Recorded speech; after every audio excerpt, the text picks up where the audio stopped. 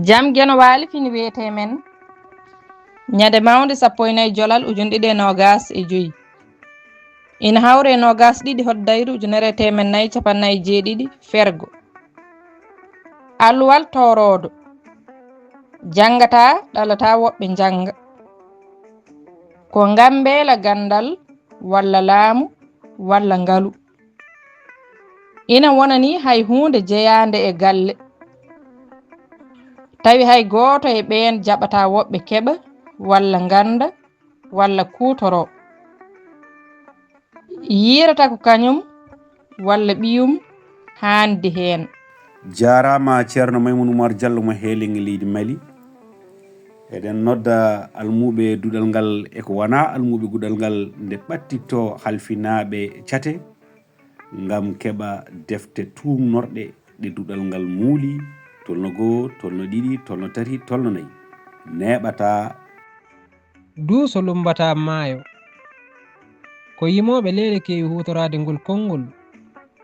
ɓurɗo hen mantinade o wiyete ko Samba Diop Leele ɓe jokka hen ɓe mbiya sa nani duuso lumbata maayo wona duuso hakkude kaari e kaari kono duuso kay ina lumba juli Samba Mayil Jeeri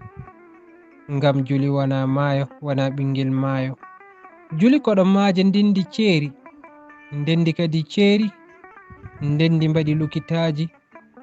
mbaɗi burli ɓutli e mburlon aynaɓe ko hollude teddungal waɗantake waɗa waɗantake keerol. jarama ba Saydou Alassane Momouly Fulɓe wiɗi mbewa metti mbewa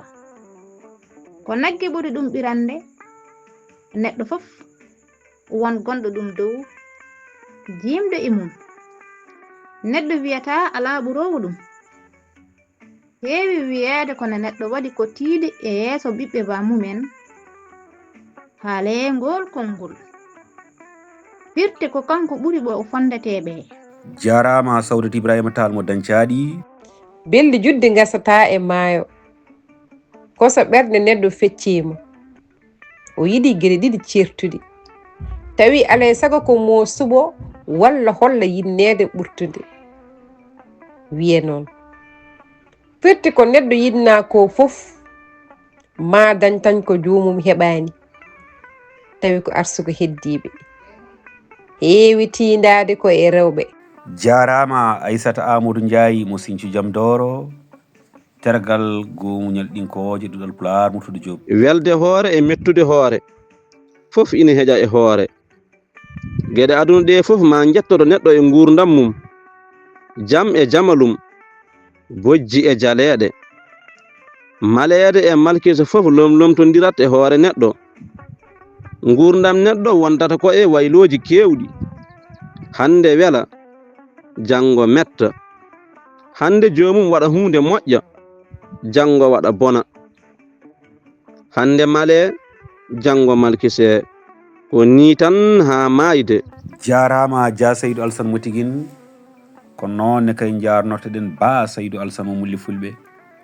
e dendagal terɗe taweteɗe duɗal Pulaar Murtude Diop ha tengti ardode nde yo jaam ñallu ñallen e nder hen.